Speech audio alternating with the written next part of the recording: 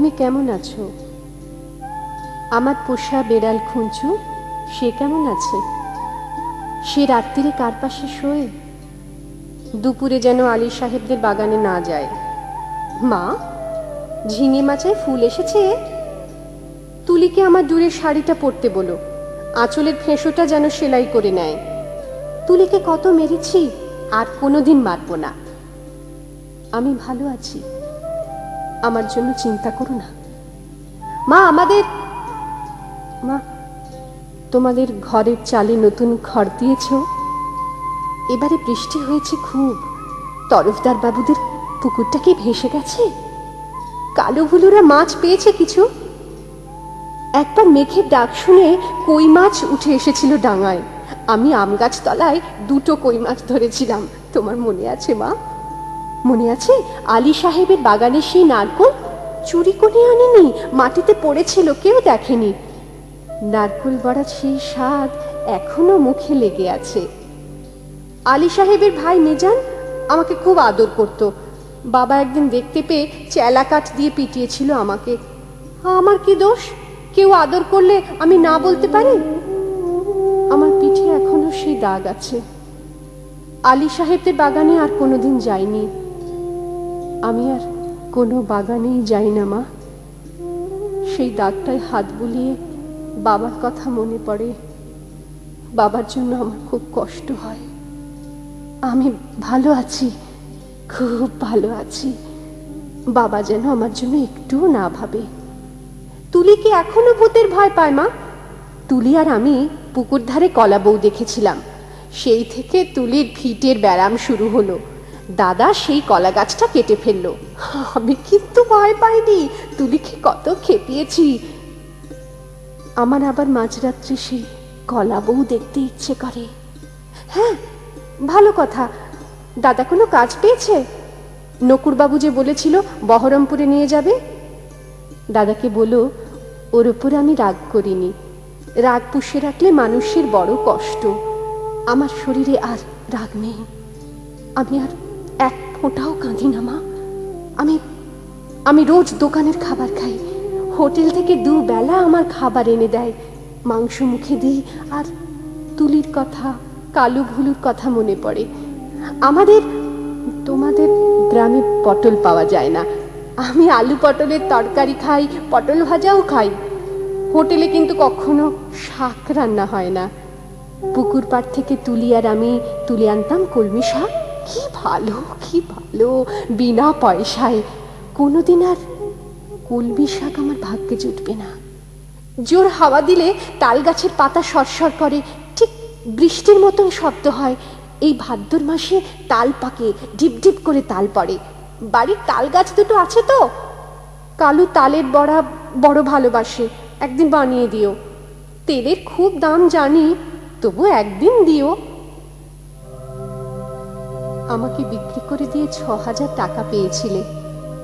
তা দিয়ে একটা গরু কেনা হয়েছে তো। সেই গরুটা ভালো দুধ দেয়। আমার মতো মেয়ের চেয়ে গরুও অনেক ভালো। গরুর দুধ বিক্রি করে সংসারের সুসার হয়। গরুর বাছুর আনন্দ হয়। বাড়িতে কন্যা সন্তান থাকলে কত জ্বালা। 2 বেলা ভাত দাও রে, শাড়ি দাও রে, বিয়ের জোগাড় করো রে, হাবলু, মিজান, শ্রীধরদের থাবা থেকে মেয়েকে বাঁচাও রে। আমি কি বুঝি না? সব বুঝি, সব বুঝি। কেন আমায় বিক্রি করে দিলে? তাও তো বুঝি। সেই জন্যই তো আমার কোনো রাগ নেই, অভিমান নেই। আমি তো ভালোই আছি, খেয়ে পড়ে আছি। তোমরা ওই টাকায় বাড়িঘর সারিয়ে নিও ঠিকঠাক। কালো ভুলুকে স্কুলে পাঠিও। তুলিকে ব্রজেন ডাক্তারের ওষুধ খাইও। তুমি একটা শাড়ি কিনো। বাবার জন্য একটা ধুতি। দাদার একটা ঘড়ির শখ, তা কি ও টাকায় কুলোবে? আমি কিছু টাকা জমিয়েছি, সোনার দুল গড়িয়েছি। একদিন কি হলো জানো মা? আকাশ খুব মেঘ জমেছিল। দিনের বেলা ঘুরঘুরটি অন্ধকার। মনটা হঠাৎ কেমন কেমন করে উঠল। দুপুরবেলা চুপি চুপি বেরিয়ে ট্রেনে চেপে বসলাম। স্টেশনে নেমে দেখি একটা মাত্র সাইকেল রিক্সা। খুব ইচ্ছে হলো একবার তোমাদের দেখে আসি। রথতলার মোড়ে আসতেই কারা যেন চেঁচিয়ে উঠল, কে যায়, কে যায়? দেখি যে হাবলু শ্রীধরদের সঙ্গে তাস খেলছে দাদা। আমাকে বলল, হারামজাদি, কেন ফিরে এসেছিস? আমি ভয় পেয়ে বললাম, ফিরে আসিনি গো, থাকতেও আসিনি, একবার শুধু দেখতে এসেছি। হাবলু বলল, এটা একটা বেবুস রে মাগি। কি করেছে অন্য বলো তো? তাকে আমার গায়ে লেখা আছে। আর একটা ছেলে, চিনি না, বলল, ছি ছি ছি, গায়ের বদনাম। হাবলু রিক্সাওয়ালাকে চোখ রাঙিয়ে বলল, ফিরে যা। আমি বললাম, দাদা দাদা, আমি মায়ের জন্য কটা টাকা এনেছি আর তুলির জন্য। দাদা টেনে এক চড় কষালো আমার গালে। আমাকে বিক্রির টাকা হকের টাকা, আর আমার রোজগারের টাকা নোংরা টাকা। দাদা সেই পাপের টাকা ছোঁবে না, ছিনিয়ে নিল শ্রীধর। আমাকেও দূর দূর করে তাড়িয়ে দিল। আমি তবু দাদার উপর রাগ করিনি। দাদা তো ঠিকই করেছে। আমি তো আর দাদার বোন নই, তোমার মেয়ে নই, তুলির দিদি নই। আমার টাকা নিলে তোমাদের সংসারের অকল্যাণ হবে না। না, আমি চাই তোমরা সবাই ভালো থাকো, গরুটা ভালো থাকুক, তাল গাছ দুটো ভালো থাকুক, পুকুরে মাছ হোক, খেতে ধান হোক, ঝিঙে মাচায় ফুল ফুটুক। আর কোনোদিন ওই গ্রাম অপবিত্র করতে যাব না।